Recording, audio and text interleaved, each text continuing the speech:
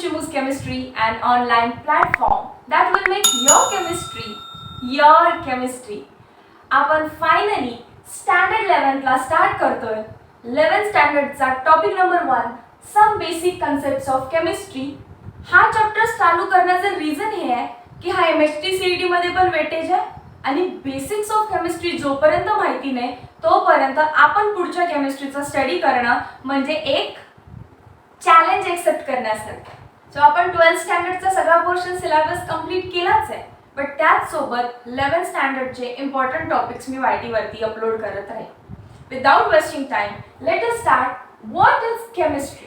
मी आजपर्यंत तुम्हाला खरं तर हा क्वेश्चन विचारलाच नाही कधी की केमिस्ट्री म्हणजे नेमकं काय आहे.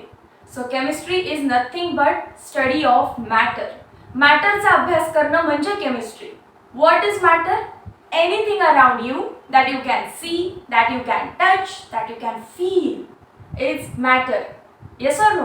Matter ला काहीतरी स्पेस असते. Matter occupies some space. Matter has some volume.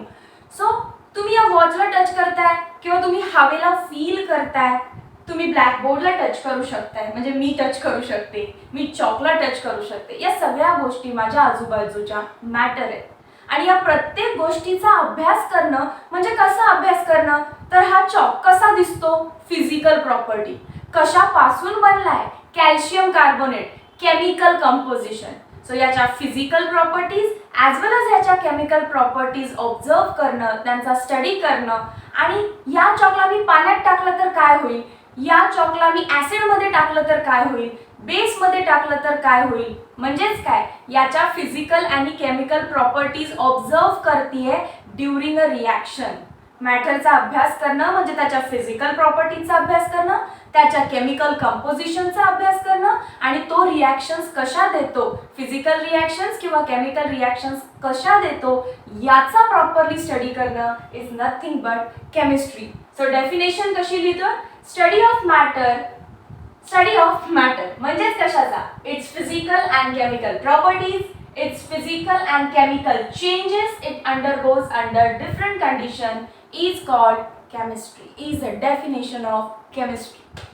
आता मॅटरचा अभ्यास करतो तर मी लिहिलं इथे matter occupy space and has some mass. चॉकचं काहीतरी स्वतःचं मास आहे. ऑक्युपाईज व्हॉल्यूम किंवा ऑक्युपाय स्पेस म्हणजे मी माझ्या हातावर ठेवताना याने काहीतरी जागा व्यापली, ती जागाच म्हणजे occupied space, that is volume आहे. So it has mass and it occupies space. Matter is further classified as pure substance आणि मिक्सचर. मॅटर प्युअर मॅटर असू शकतो किंवा मिक्सचर असू शकतो. प्युअर म्हणजे कोण? एलिमेंट्स, सगळे एलिमेंट्स. ऑक्सिजन प्युअर ऑक्सिजन पासून बनलाय. हवेमध्ये नायट्रोजन आहे तर नायट्रोजन फक्त नायट्रोजन पासूनच बनलाय. वॉटर H2O कशापासून बनले? एलिमेंट्स पासून बनलाय, मॉलिक्यूल पासून बनलाय. सो तुम्ही एका ग्लासमध्ये पाणी घेताय, प्युअर वॉटर घेताय, तर त्यामध्ये फक्त आणि फक्त वॉटरचेच मॉलिक्यूल आहेत, म्हणजे प्युअर वॉटर मॉलिक्यूल आहे. So they are all elements or compounds. पण जर त्या पाण्यामध्ये तुम्ही साखर टाकली किंवा तुम्ही मीठ टाकलं तर ते कशामध्ये गेलं? मिक्सचर. परत मिक्सचर होमोजिनस असू शकतं किंवा हेटेरोजिनस असू शकतं. सोल्युशन चॅप्टर मध्ये आपण हे बघतोय. मिक्सचर्स होमोजिनस असू शकतात किंवा हेटेरोजिनस असू शकतात. Elements can be metal, non metal, metalloid and compound. So हे एक जनरल क्लासिफिकेशन आहे. चार्टकडे बघा, याचं each and every point detail मध्ये डिस्कस करायचं आहे. प्युअर सबस्टन्स म्हणजे सगळे पिरियॉडिक टेबल मधले एलिमेंट्स. कंपाऊंड्स म्हणजे त्याच एलिमेंट्सना एकत्र केलं, जसं की हायड्रोजन एलिमेंट आहे, ऑक्सिजन एलिमेंट आहे, बट H2O कंपाऊंड झालं. Okay. So elements can be metal, माहिती आहे, gold, silver, copper, iron. Non metals कोण आहेत? अजून सगळे गॅसेस नॉन मेटल्स आहेत आणि मेटलॉइड्स. सो या सगळ्यांचं कॉम्बिनेशन एलिमेंटल मध्ये बघायला भेटेल. मिक्सचर्स मध्ये जर तुम्ही पाण्यामध्ये मीठ टाकलं, व्यवस्थित विरघळलं जातं, एक होमोजिनस लेअर तयार होते. So homogeneous. आणि हेट्रोजिनस म्हणजे एका बुट्टीमध्ये किंवा एखाद्या कटोरीमध्ये तुम्ही साखर पण घ्या आणि मीठ पण घ्या, तर लेअर काय तयार होते का रे? एक युनिफॉर्म लेअर नाही. साखर दिसते व्यवस्थित, मीठ कुठे दिसतं व्यवस्थित.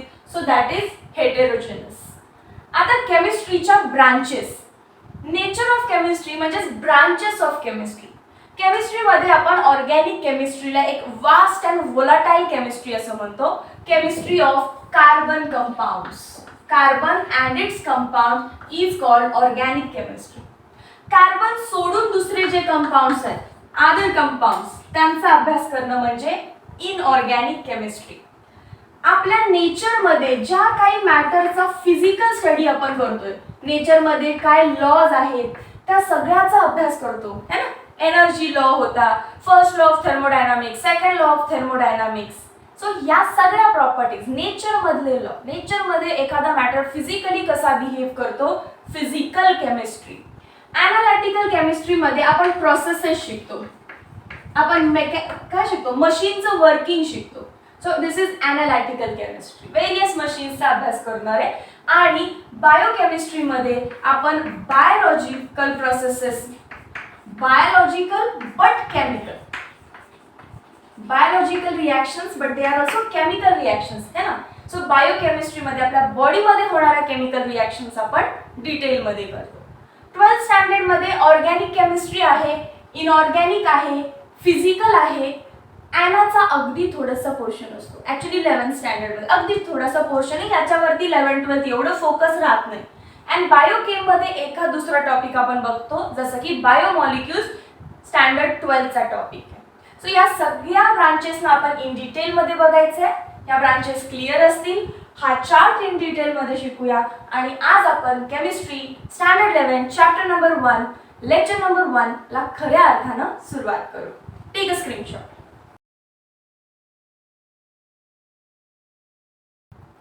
चला स्टार्ट करूया. मॅटरची डेफिनेशन झाली, anything around you that you can feel, that you can see, that you can touch is called matter.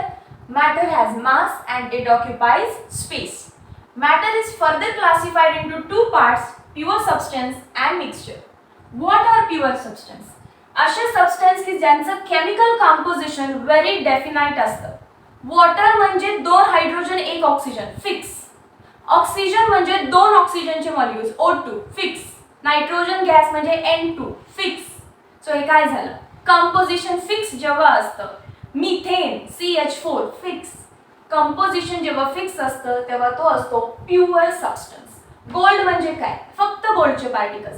Silver म्हणजे काय, फक्त सिल्वरचे particles. Water that is distilled water. Distilled कार्य, डिस्टिल्ड म्हणजे प्युअर वॉटर, वॉटर सोडून काहीच नाही. आता जे घरी तुम्ही पाणी वापरता त्यामध्ये थोडे का होईना पर्सेंटेज ऑफ सॉल्ट असतं, त्यामुळे ते इम्प्युअर वॉटर आहे. म्हणून जेव्हा डिस्टिल्ड वॉटर लिहिलं जातं तेव्हा ते प्युअर वॉटर असं मानलं गेलं. जर्मॅनियम हा एक मेटलॉइड आहे, आपण बघायचंय पुढे जाऊन. सो जर्मॅनियम म्हणजे फक्त जर्मॅनियम, प्युअर झाला. What about mixtures? Mixtures have no definite composition. काही डेफिनाइट कंपोजिशन नसतं. जसं मी म्हटलं चहा, चहा म्हणजे फक्त चहा का नाही, चहा म्हणजे पाणी आहे, दूध आहे, साखर आहे, पावडर आहे. सो ते झालं मिक्सचर. त्यानंतर पेंट. पेंट म्हणजे फक्त पेंट आहे का, नाही, त्यामध्ये ऑइल आहे, ॲडिटिव्स आहेत. कधी तर त्याला तो ॲरोमॅटिक एजंट काहीतरी असतो. परत ॲडिटिव्स म्हणजे वेगवेगळ्या गोष्टी ॲड केलेल्या असतात. चकाकी येण्यासाठी काही ॲड केलं असेल, स्मेल चांगला येण्यासाठी काही ॲड केलं असेल, दॅट इज ॲडिटिव्स. सो तुम्हाला मिक्सचर आणि प्युअर सबस्टन्सेस ओळखता आले पाहिजेत. प्युअर सबस्टन्सेसमध्ये कंपोजिशन फिक्स आहे, त्यामुळे प्रॉपर्टीज पण फिक्स असतात. मिक्सचरमध्ये कंपोजिशनच फिक्स नाही, सो प्रॉपर्टीज सुद्धा त्याच्या काही डेफिनाइट नसतात. देन टेक्स्टबुक मधले काही हे एक्झाम्पल्स आहेत, जसं की सी वॉटर काय असेल. सी वॉटर म्हणजे त्याच्यामध्ये पाणी आहे, मीठ आहे, सॉल्टी वॉटर असतं ना, सो इट इज मिक्सचर. यामध्ये गॅसोलीन हा नॅचरल प्युअर सोर्स आहे, so it is pure substance. Skin सुद्धा एक मिक्सचर आहे. ग्लँड्स असतात स्किन्समध्ये, स्वेट ग्लँड्स आहेत, सो फ्लुइड आहे, सॉलिड आहे, मिक्सचर आलं. रस्टी नेल, नेल म्हणजे खिळा, मोळा, खिळा. कशापासून बनतोय, आयर्न. रस्ट झालाय म्हणजे तो वॉटर सोबत रिॲक्ट झालाय, ऑक्सिजन सोबत रिॲक्ट झालाय. सो अगेन त्याच्यामध्ये खूप सारे एलिमेंट्स आले आणि तो झाला mixture. Page of notebook, mixture.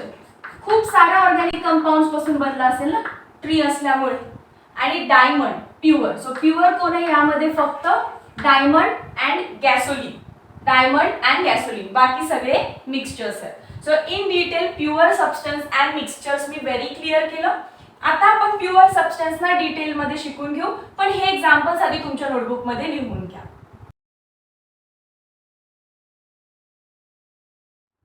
Let us talk about elements.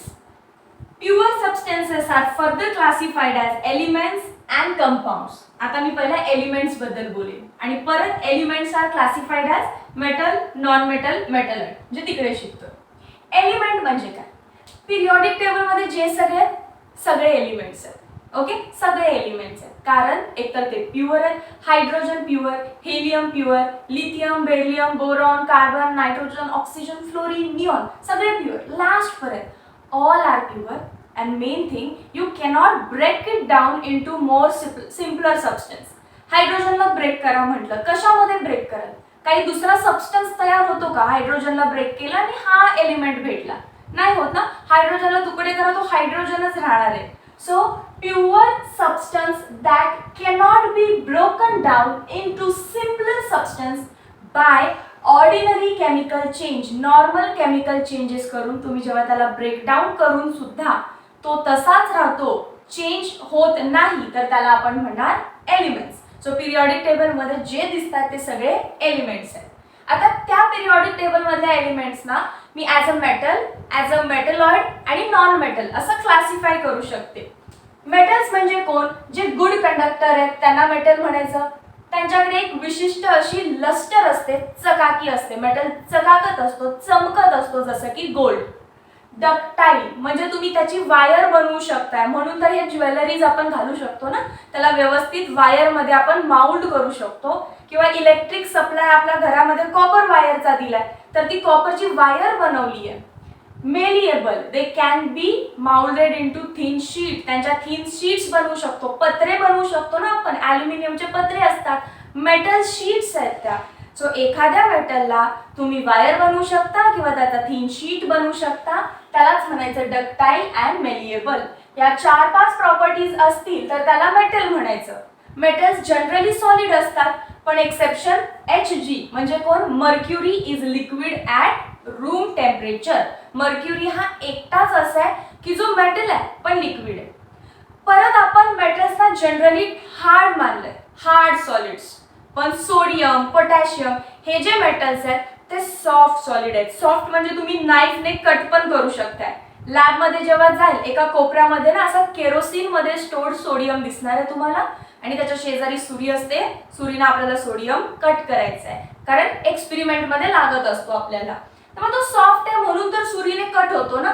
तसं गोल्ड बघा सुरीने कट होतं का? नाही. सो जनरली हार्ड असतात मेटल्स, बट सोडियम आणि पोटॅशियम हे सॉफ्ट मेटल्स आहेत. You can add 1 point. Non metals ज्यांच्याकडे चकाकी नाहीये, जे bad conductor of heat and electricity आहेत, ज्यांची ना वायर बनवता येते. आता या चॉकची काही वायर बनवता येते का? नाही. जरा प्रेशर लावलं तुटून जाईल हा.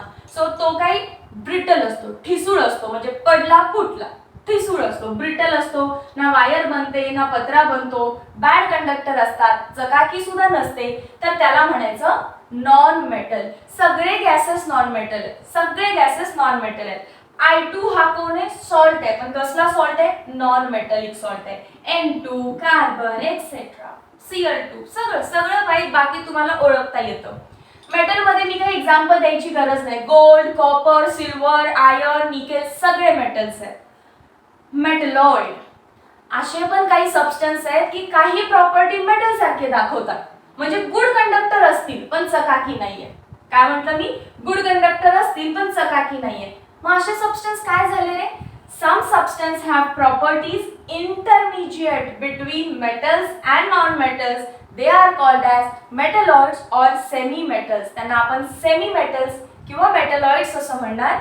Example arsenic, silicon, germanium. They are nothing but are semiconductors. So तेच आहेत सेमीकंडक्टर्स आहेत ते, की जे गुड कंडक्टर्स तर आहेत पण त्यांना चकाकी नाहीये, बाकी कुठली प्रॉपर्टी नाही, त्यांचा पत्रा नाही बनवू शकत तुम्ही. परत ते कसे असतात? ठिसूळ असतात. सो काही प्रॉपर्टी मेटलच्या, काही प्रॉपर्टी नॉन मेटलच्या. They are called as semi metals. Take a screenshot, note down in your book. त्यानंतर आपण बघणार आहे कंपाऊंड्स. Make a screenshot. आता आपल्याला बघायचे आहेत compounds. more than one element held together by a chemical bond. जसं की पिरियॉडिक टेबल मध्ये काय दिसतं तुम्हाला? हायड्रोजन दिसतोय. Yes or no? अजून काय दिसतं? असा ऑक्सिजन दिसतो. बरोबर? आता मी या दोघांना मिक्स करतेय. पण कसं मिक्स करतेय बघा? 2 हायड्रोजन घेणार आणि त्याच्यासोबत एक ऑक्सिजन. काय तयार झालं? वॉटर. सो वॉटर कशापासून तयार झाला? पिरियॉडिक टेबल मधल्या एलिमेंट्सनी. आणि कसा तयार झाला? फिक्स प्रपोर्शन मध्ये. वॉटर बनवायचा आहे तर 2 हायड्रोजन इज टू 1 ऑक्सिजन हे फिक्स प्रपोर्शन आहे. तर अशा सबस्टन्सला म्हणायचं compound. More than one element held together by a chemical bond is called compound. It cannot be ब्रेकन down. परत जर तुम्ही म्हटला की जेवढ्या इझिली तुम्ही याला बनवलंय तेवढ्या इझिली मी याला ब्रेकडाऊन करतो बाय फिजिकल और बाय केमिकल मेथड्स, तर ते तुम्ही करू शकत नाही. ऑर्डिनरी कंडिशन्सला परत वॉटरला हायड्रोजन आणि ऑक्सिजन मध्ये तुम्ही ब्रेकडाऊन करू शकत नाही. बघा मी परत सांगते, पिरियॉडिक टेबल मध्ये ऑक्सिजन असा असतो, जर ओ आला तर इट इज एलिमेंट.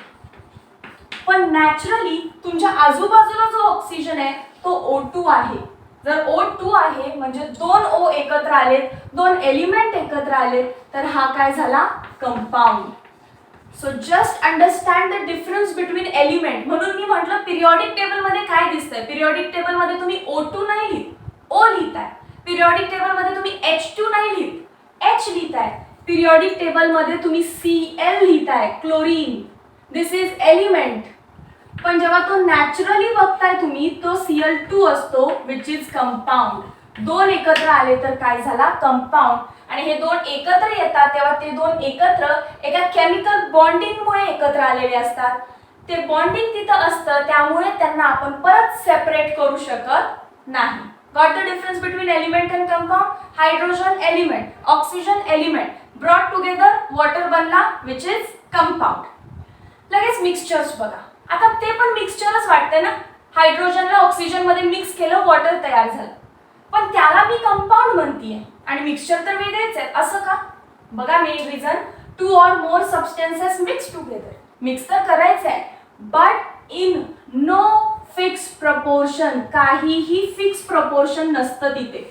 कसंही बनवा. आता तुम्ही चहा बनवताना कोणाला जास्त साखर लागते, कोणाला कमी साखर लागते. सो प्रपोर्शन काही युनिव्हर्सली ठरलंय का? एका कपाला 2च चमचे साखर, कोणाला जास्त गोड आवडत असेल तर 3 चमचे साखर टाकतात. सो प्रपोर्शन फिक्स नाहीये तेव्हा आपण त्यांना मिक्सचर म्हणतो. आणि जेव्हा प्रपोर्शन फिक्स आहे तेव्हा आपण त्यांना कंपाऊंड्स म्हणतो. So write down here. इथे काय असतं? फिक्स प्रपोर्शन असतं, फिक्स कंपोजिशन असतं. ठीक आहे. Mixtures are further classified as homogeneous and heterogeneous. जसं की तुम्ही मीठ आणि पाणी व्यवस्थित विरघळलं, एक सलग तुम्हाला काय दिसतं? मिठाचं पाणीच दिसतं. असं नाहीये की मॅम बघा इथे मिठाचा खडा मला सेपरेट दिसतोय, की मॅम बघा इथं मला हायड्रोजन दिसायला लागला सेपरेटली. नाही ना होत. व्यवस्थित एकमेकांना मिक्स होतात, पूर्ण लेअर सगळी सेम दिसायला लागते. That is कन्स्टिट्युएंट. कन्स्टिट्युएंट म्हणजेच कोण? पाणी आणि सॉल्ट हे कन्स्टिट्युएंट झाले. Uniformly mix through out. Overall तुम्हाला एक लेअर दिसते that is homogeneous. And heterogeneous मध्ये नॉट युनिफॉर्मली मिक्स्ड. तुम्ही शुगर प्लस सॉल्ट घेतलं, सांगू शकताय हे शुगर आहे हे सॉल्ट आहे, सांगू शकताय ना. सो परत अजून एक एक्झाम्पल घ्या. समजा आयर्न फायलिंग्स आहेत, कॉपर आयर्न निकेलचं मिक्सचर घेतलं तुम्ही, तर ते मिक्सचर झालं कारण ते सगळे कॉपरचा मेटल वेगळा दिसणार, आयर्नचा मेटल वेगळा दिसणार, निकेलचा मेटल वेगळा दिसणार. त्याच्यामधून सँड पण टाका, हवं तर त्याच्यामध्ये वाळू पण टाका. मग हे झालं मिक्सचर. आता त्यामध्ये मॅग्नेट लावलं काय होईल? Magnetic substance iron nickel cobalt एकत्र, सँड सेपरेट. सो तुम्ही सेपरेशन सुद्धा इझिली करू शकताय. मिक्सचरचं सेपरेशन इझी होतं, कंपाऊंडचं सेपरेशन ऑर्डिनरी मेथडनी पॉसिबल नाही. मिक्सचरमध्ये काही फिक्स प्रपोर्शन नसतं, कंपाऊंडमध्ये एक फिक्स प्रपोर्शनच लागतं. सो दिस इज ओव्हरऑल आपण या चार्टला कंप्लीट केलं. पटकन याचा सुद्धा स्क्रीनशॉट करून घ्या.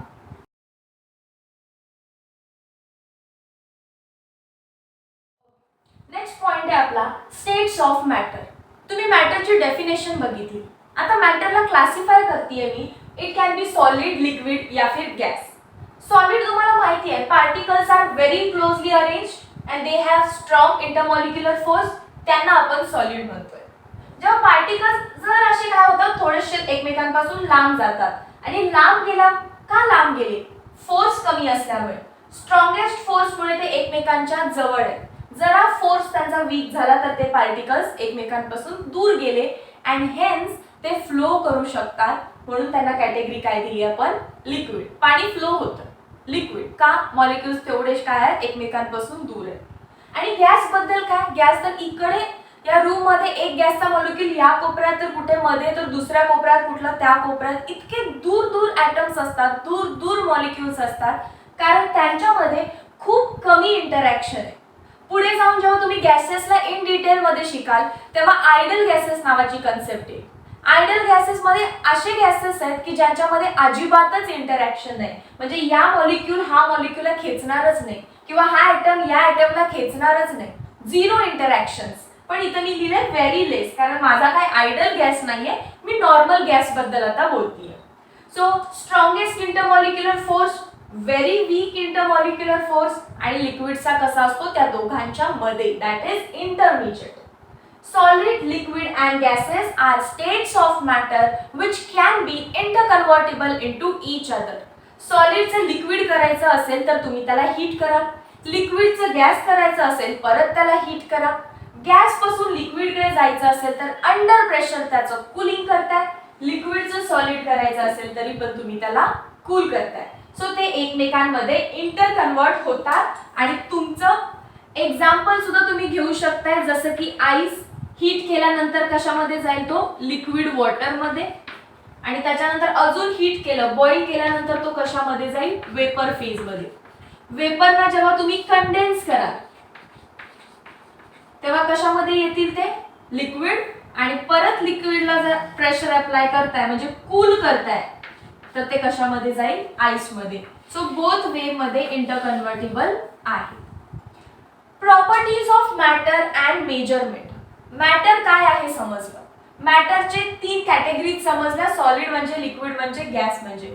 आता या प्रत्येक मॅटरची स्वतःची काहीतरी प्रॉपर्टी आहे म्हणजे फिजिकल प्रॉपर्टी असेल किंवा केमिकल प्रॉपर्टी असेल.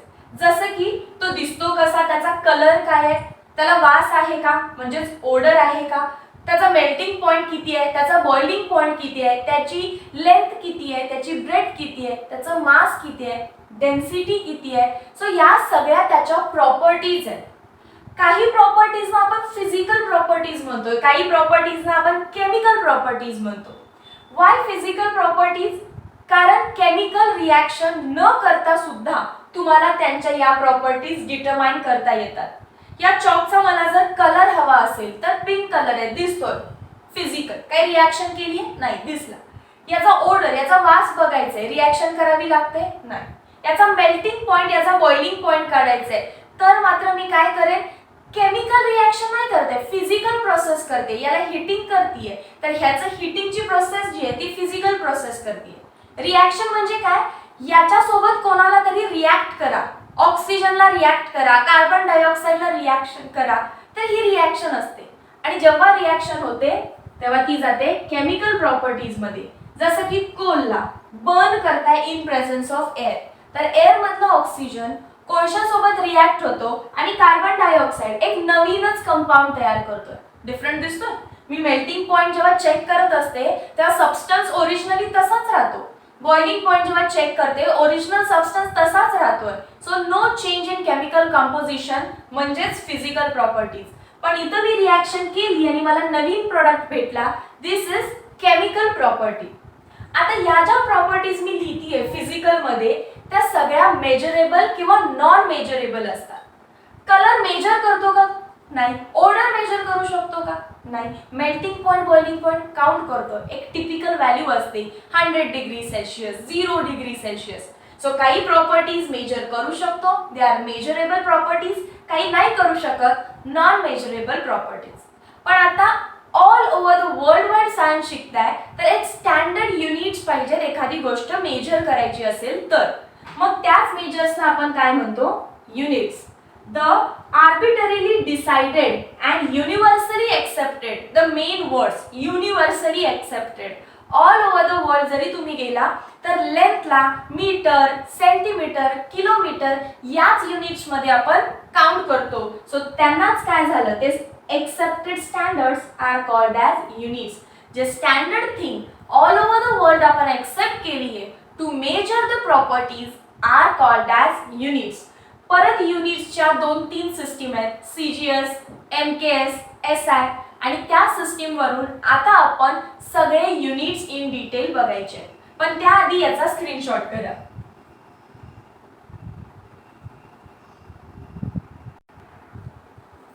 ओके, युनिट सिस्टीम्स मी तुम्हाला म्हटलं 2 ते 3 टाइपचे असणार आहेत, पण इथे दिसतंय CGS, FPS, MKS सिस्टीम. तुम्ही हे केलं 10th स्टँडर्ड मध्ये. CGS म्हणजे centimetre, gram, second. FPS, F म्हणजे फूट, P म्हणजे पाउंड, S म्हणजे सेकंड.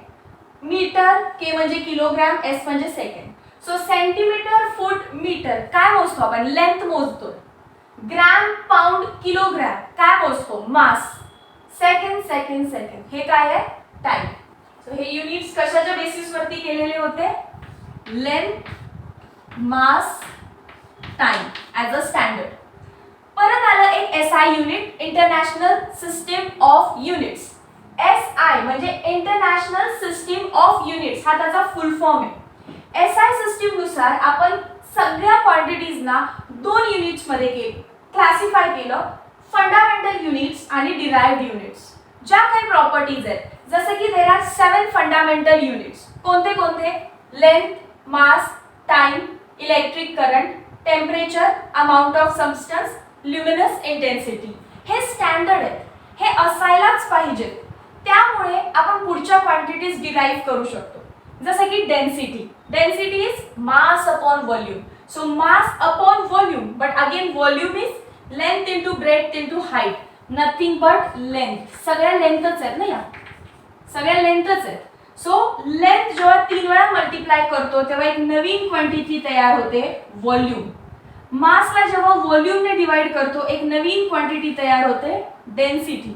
सो अशा क्वांटिटीज की या ज्या 7 मधून तुम्ही डिराइव्ह करताय त्यांना म्हणायचं डिराइव्ह क्वांटिटीज, बट या मेन आहेत त्यांना आपण म्हणतो फंडामेंटल क्वांटिटीज. जसं की लेंथ, लेंथचा सिम्बॉल असतो स्मॉल l. मोजतो कशामध्ये, मीटर मध्ये. आणि हे SI युनिट कसं लिहायचं, मीटर. कधी तुम्ही असं नाही लिहित 2 मीटर, बघितलंय का कधी कॅपिटल M, रॉंग मेथड, छोटं लिहायचं असतं 2 मीटर. हे मीटर काय दाखवतं, तुम्ही लेंथ कॅल्क्युलेट करायला. Similarly mass, mass that is small m, kilogram, kg मध्ये लिहिलं जातं. टाइम T, सेकंड, सेकंडचं युनिट बघा S. तुमच्यापैकी बरेच जण असे लिहित असणार आहेत 2 सेक. चुकीची मेथड आहे, काय लिहायचं असतं फक्त 2s, S म्हणजे second. Electric current I, I काय आहे त्याचा सिम्बॉल आहे, करंट म्हणजे I. युनिट करंटचं एम्पियर, लिहायचं कसं, A, that is 2 ampere. Current is equal to 2 ampere. Temperature T, kelvin, capital K. Amount of substance म्हणजेच नंबर ऑफ मोल्स, सो त्याला n नी डिनोट करतो. अमाउंट ऑफ सबस्टन्स म्हणजेच काय, नंबर ऑफ मोल्स. त्यामुळे मी त्याला n नी रिप्रेझेंट केलं. नेचर मोल आणि युनिट मोल असं लिहितो आपण. Number of moles is equal to 2 mole. MOL नाही लिहायचं त्यावेळी, जस्ट MOL. ल्युमिनस इंटेन्सिटी, तर लाईटची इंटेन्सिटी किती आहे, तर इंटेन्सिटी आहे म्हणून I, त्याच्या बेसला लाईट आहे म्हणून न्यू, फ्रिक्वेन्सी सिम्बॉल येतो. कॅन्डेला CD. सो कॅन्डेला लक्षात ठेवायचं, युनिट किती आहे ते CD. कुठे यूज नाही करत नाही, फुल 11th-12th मध्ये आपण माइट बी फिजिक्स मध्ये करत असाल तर नो आयडिया, बट केमिस्ट्री मध्ये तर कुठे यूज नाही करत आहे. बट माहिती पाहिजे, just because it is a fundamental unit. Luminous intensity I, that is to the base new, candela आणि CD त्याचा सिम्बॉल आहे. हे झाले सगळे 7 तुमचे फंडामेंटल युनिट्स. त्याच्यातून मग तुम्ही बरेचसेच डिराइव्ह करू शकता. याच्यामध्ये कुठेच व्हॉल्यूम नाहीये, पण लेंथला मी 3 वेळा मल्टिप्लाय केलं की व्हॉल्यूम तयार होतो. त्यामध्ये कुठेच डेन्सिटी नाहीये, पण मी मास अपॉन व्हॉल्यूम केलं की मला काय भेटतं, व्हॉल्यूमला इथे का दाखवते, length into length into length केलं. सो मास इंटू व्हॉल्यूम केलं की मला, मास अपॉन व्हॉल्यूम केलं की मला डेन्सिटी भेटते आणि मी बरेचसेच युनिट्स इथून डिराईव्ह करू शकते. बघा डेन्सिटीचं मास किती मध्ये काउंट करणार तुम्ही, समजा केजी मध्ये केलंय तर व्हॉल्यूम कशामध्ये करताय, मीटर क्यूब मध्ये. सो डेन्सिटीचं unit KG per metre cube. Volume length metre मध्ये, ब्रेथ मीटर मध्ये, हाईट मीटर मध्ये. काय झालं युनिट व्हॉल्यूमचं, metre cube. So derived unit म्हटलं. पटकन याचा स्क्रीनशॉट करा. वन बाय वन बघू. लेंथ, मास, व्हॉल्यूम, त्यानंतर टेम्परेचर आणि डेन्सिटी. लेंथ आता केमिस्ट्री मध्ये काय काउंट करणार आहे तुम्ही, तर बॉन्ड लेंथ काउंट करायची असते, ॲटॉमिक रेडियस काउंट करायची असते किंवा वेवलेंथ काउंट करायची असते लाईटची. या सगळ्या गोष्टीसाठी मला लेंथ महत्त्वाची आहे. मग लेंथचं एसआय युनिट आता आपण बघितलेलं मीटर. कन्वर्जन फॅक्टर शिकवतीये का, आता बॉन्ड लेंथ 1 मीटर एवढी तर बॉन्ड लेंथ नसणार आहे. ॲटम तुम्ही बघूच शकत नाही आणि त्या ॲटमची तुम्हाला रेडियस काढायची आहे तर ती खूप लहान असणार आहे. त्यामुळे ती नॅनोमीटर, पिकोमीटर अशा युनिट्स मध्ये काढली जाते. त्यामुळे युनिट कन्वर्जन बघायचं. हे तुम्हाला लहानपणापासून माहिती आहे. 1 metre is equal to 100 centimetre. नवीन काय आहे, 1 नॅनोमीटर म्हणजे किती, तर नॅनोमीटर म्हणजे 10 टू पॉवर -9 मीटर. पिकोमीटर म्हणजे किती, 10 टू पॉवर -12. जर तुम्हाला कुठे दिसलं 1 पिकोमीटर याचा अर्थ ते किती आहे, 10 टू द पॉवर -12 मीटर आहे. 1 अँगस्ट्रॉम दिसलं कुठे, ते किती आहे, 10 टू द पॉवर -10 मीटर आहे. म्हणजे जर समजा तुम्हाला एक्झाम्पल असं दिलंय 10 पिकोमीटर तर याचा अर्थ हे काय आहे, 10 आहे तसं. What is picometre, 10 to the power -12 metre. So ही पूर्ण क्वांटिटी कशी लिहू शकताय तुम्ही, 10 रेज टू काहीच नाही म्हणजे 1 -12 -11, 10 टू द पॉवर -11 मीटर आहे. This is nothing but 10 to the power -11 metre. सगळ्यात मी एंड कशात केलं बघा, मीटर मध्ये. वाय, कारण एसआय युनिट मीटर आहे. गॉट माय पॉइंट. मास, प्रत्येक मॅटरला स्वतःचं काहीतरी मास आहे. So mass is a fundamental quantity. पण आपण कन्फ्यूज कशामध्ये होतो, मास आणि वेट मध्ये. Mass is constant. All over the universe mass constant राहतं बट वेट कॉन्स्टंट नाही राहत, कारण वेट डिपेंड्स अपॉन ग्रॅव्हिटी. मास पर युनिट ग्रॅव्हिटी म्हणजेच वेट आहे. सो तुमचं अर्थ वरती वेट वेगळं आहे, मून वरती वेट वेगळं आहे, वेट म्हणतीये. So weight can differ but mass always remains constant, कारण मास हे इंडिपेंडेंट ऑफ ग्रॅव्हिटी आहे. एसआय युनिट आपण त्याचं बघितलेलं KG. Unit conversions 1 KG is 1000 gram आपल्याला माहिती आहे. आणि 1000 लाच कसं लिहू शकता, 10 to the power 3 gram.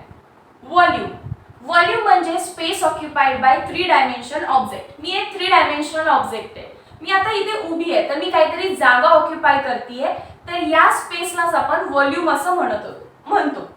3D का, 2D का नाही घेतलं, 2D मध्ये आपण एरिया काढतो, 3D मध्ये आपण व्हॉल्यूम काढत असतो. कॉमन युनिट लिटर आहे. दूध घेता विकत तुम्ही किंवा पाणी कधी विकत घेता तर काय असतं, ते लिटर किंवा मिलीलीटर मध्ये असतं. पण हे त्याचे एसआय युनिट्स नाहीत, कॉमन यूज्ड युनिट्स आहेत. सो इथे एमसीक्यू येऊ शकतो. Commonly used unit is litre which is not a SI unit. आता एसआय युनिट काय आहे मग, मीटर क्यूब, कारण मीटर ही एसआय क्वांटिटी आहे. मीटर क्यूब काय झाली, व्हॉल्यूमची एसआय क्वांटिटी. बघा 1 लिटर तुम्हाला माहिती आहे, 1 लिटरलाच 1 डीएम क्यूब सुद्धा म्हणू शकता. 1 litre is nothing but 1 DM cube. आणि हे जे वाक्य आहे 1 litre is equal to 1 DM cube तुम्हाला खूप हेल्प करणार आहे chapter number 2 of standard 12 solutions मध्ये. त्यानंतर तुम्हाला माहिती आहे 1 लिटर इज इक्वल टू काय असतं, 1000 ml. 1 litre is equal to 1000 ml. आणि ml म्हणजेच काय असतं, सेंटीमीटर क्यूब. ml म्हणजेच काय असतं, सेंटीमीटर क्यूब. सो एका लाईनी व्यवस्थित लिहिता येईल. 1 लिटर म्हणजेच 1 डीएम क्यूब, 1 लिटर म्हणजे 1000 ml आणि ml म्हणजेच सेंटीमीटर क्यूब. सो याला कसं लिहिलं जाईल, 1000 करायला 10 centimetre into 10 centimetre into 10 centimetre. Yes or no, म्हणजे सिमिलरली मीटर असतं तर 10 metre into 10 metre into 10 metre. Metre cube, centimetre cube, ml, DM cube, litre हे सगळे व्हॉल्यूमचे युनिट्स आहेत. पण SI unit is metre cube.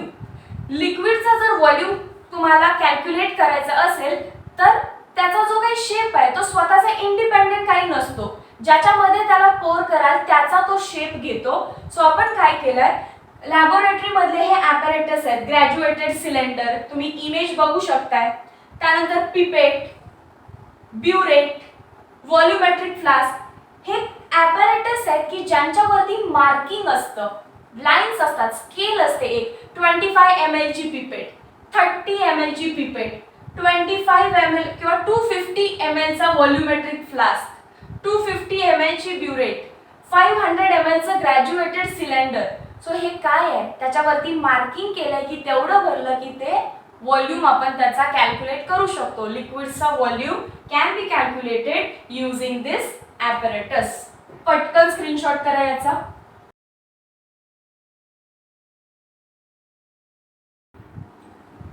Next quantity आहे density. डेन्सिटीचा formula mass upon volume. Mass जर तुम्ही केजी मध्ये काउंट केलं तर डेफिनेटली एमकेएस सिस्टीम नुसार व्हॉल्यूम हा मीटर मध्येच गेला पाहिजे किंवा एसआय सिस्टीम नुसार आपण म्हणतो केजी अपॉन मीटर क्यूब. जर तुम्ही ग्रॅम मध्ये घेतलं तर सीजीएस सिस्टीम नुसार सेंटीमीटर क्यूब हा व्हॉल्यूम असणार आहे. हे तुम्हाला माहिती आहे, बेसिक थिंग्स आहेत. मेन फोकस करा टेम्परेचर वरती. आता टेम्परेचर काय आहे, it is a measure of hotness और कोल्डनेस. एखादी बॉडी किती हॉट आहे किंवा किती कोल्ड आहे हे सांगायचं म्हणजेच आपण त्याचं टेम्परेचर सांगतो. 3 स्केल्स आहेत, degree Celsius scale, degree Fahrenheit and kelvin. या तिन्ही मध्ये टेम्परेचर कॅल्क्युलेट केलं जातं. आपण म्हणतो आपल्या बॉडीचं टेम्परेचर 37 डिग्री सेल्सिअस हे नॉर्मल बॉडी टेम्परेचर आहे, मी इथं लिहिलंय.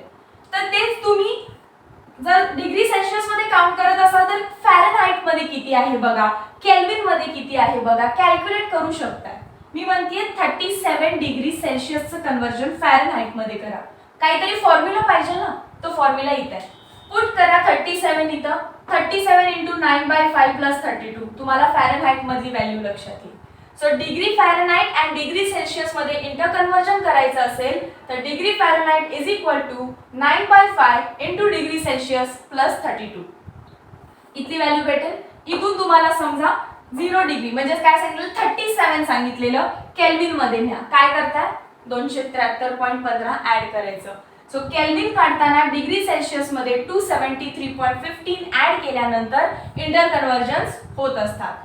मग एक तर मी दिलंय 0 केल्विन. जेव्हा तुम्ही म्हणताय 0 केल्विन तेव्हा डिग्री सेल्सिअस मध्ये किती येतो, -273.15. करून बघा, 0 केल्विन म्हणजेच किती असणार आहे डिग्री सेल्सिअस मध्ये, ही व्हॅल्यू इकडे येईल -273.15 इज इक्वल टू फॅरनहाइट मध्ये काढताना -495.67 degree Celsius.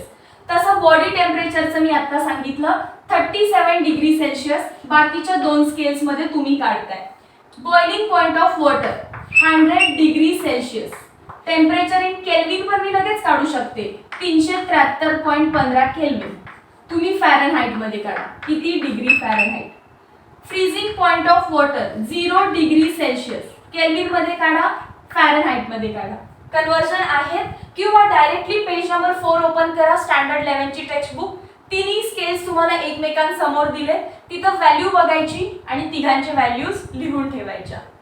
So fundamental properties झाला, डिराइव्ड प्रॉपर्टीज काही बघितल्या. ही डिराइव्ड आहे, ही फंडामेंटल आहे. युनिट्स कसे, कन्वर्जन्स कसे, किती स्केल आहे, इन डिटेल पाहिलं. नेक्स्ट लेक्चर मध्ये आपण काही लॉज शिकणार आहे. पण इथंपर्यंतचा पोर्शन तुमच्या नोटबुक मध्ये नोट्स रेडी पाहिजेत. इथंपर्यंतची तुम्ही टेक्स्ट बुक रीड केली पाहिजे आणि स्वतःच्या नोट्स प्रिपेअर करून कुठेतरी वॉलवरती तुम्ही पेस्ट पण करू शकता. भेटूया नेक्स्ट पार्ट मध्ये. Till then, thank you so much.